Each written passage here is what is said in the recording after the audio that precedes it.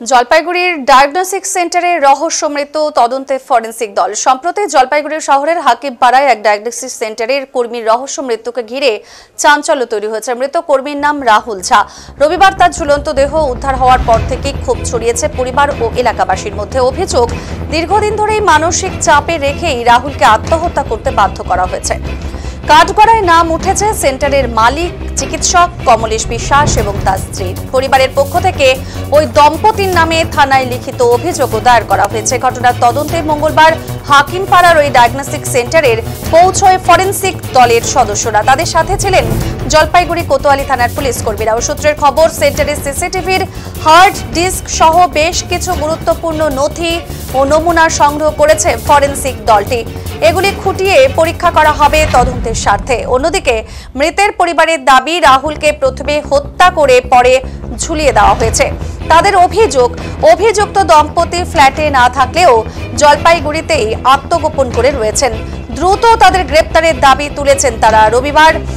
রবিবার দুপুরে রাহুলের দেহ নিয়ে পরিজন ও স্থানীয়রা রাস্তায় নামে। হাকিমপাড়া সড়ক অবরোধের জেরে ব্যাপক উত্তেজনা ছড়িয়েছে। দীর্ঘক্ষণ ধরে চলে এই বিক্ষোভ। অবরোধ তুলতে গেলে পুলিশের সাথে মৃতের পরিবার ও স্থানীয়দের বচসা বাঁধে। পরিস্থিতি উত্তপ্ত হয়ে উঠলে অভিযুক্ত চিকিৎসকের ফ্ল্যাটে হানা দেয় পুলিশ, কিন্তু ফ্ল্যাট বন্ধ অবস্থায় পাওয়া যায়। শেষ পর্যন্ত পুলিশ অভিযুক্তদের গ্রেপ্তারের আশ্বাস দিলে অবরোধ উঠে যায়। পরিবারের বক্তব্য, পুলিশ যদি দ্রুত পদক্ষেপ না নেয় তবে তারা আদালতের দ্বারস্থ হবেন। ঘটনায় এখনো পর্যন্ত কাউকে গ্রেপ্তার করা না হলেও ফরেনসিক পরীক্ষার রিপোর্ট এই রহস্য মৃত্যুর প্রকৃত কারণ উন্মোচনে বড় ভূমিকা নিতে পারে বলে মনে করা হচ্ছে।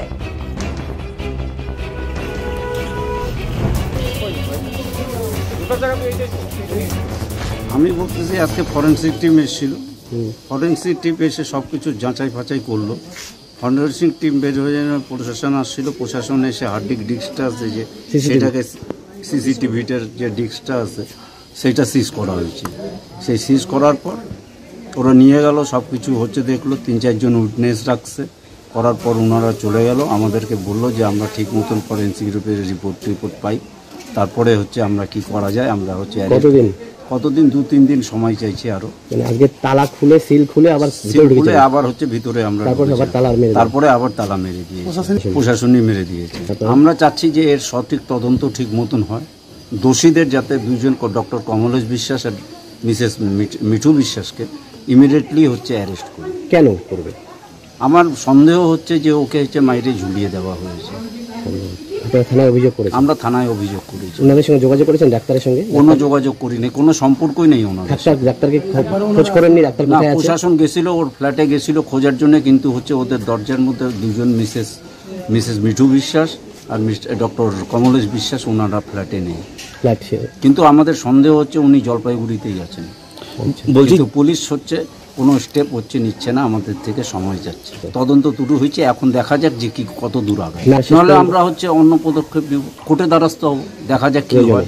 প্রয়োজন যদি পরে কোর্টে যাইতে যদি হয় কোর্টে যাব, না প্রয়োজন পড়লে হচ্ছে তাই করব। মুখ্যমন্ত্রী দিদির কাছে যাব, দিদির কাছে বিনতি করবো যে বিচার চাই আমার। বলছি, যে জায়গাটা আত্মহত্যা করেছে আজকে তো আপনারা দেখলাম, মানে পুলিশও গেল।